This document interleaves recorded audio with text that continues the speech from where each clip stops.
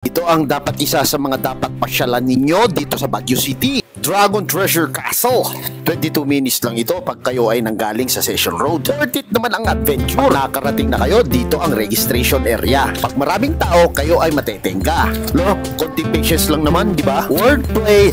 Okay lang yan kasi konti lang naman ng pila. Habang kayo waiting pating, tingin-tingin muna kayo dito ng mga fashion accessories. Speaking of which, eto pala ang kanilang parkingan. Wala namang problema dyan kasi malawak ang daanan. Dito naman yung waiting area. Habang hinihintay natin yung ating shuttle, pwede na kayong kumain dito at sari-sari ang kanilang mga benta. Tapos na sir. Ikaw Okay. na lang yung inaantay nila. Ayan. Stamp.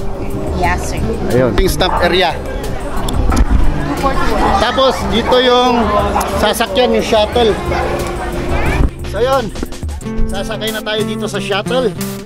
Napakabilis lang ng proseso. 5 minutes away, eto na ang bubungad sa inyo. Sobrang namangha ako.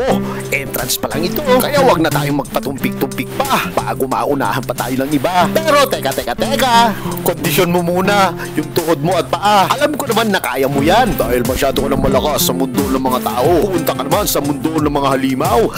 Isa pang bubungad sa'yo dito ay ang malamig na hangin. Sabayan mo na rin ng napakagandang view ng clouds. At napakagandang view ng mga katabing bundok. Pwede rin kayo magpa-picture dito kay Beethoven. Makikita nyo rin to sa silong ng castle. Maganda rin dito magpa-picture. Dahil aakalain mo lahat ng mga nandito ginto. Instagram worthy mga makukuha mong angulo ng mga picture dito. Ano naman dito sa rooftop. Highly recommended to pag gusto nyo mag-prenup picture. Brad and sis, kailan ba kasalan? Pwede nyo naman akong imbitahan.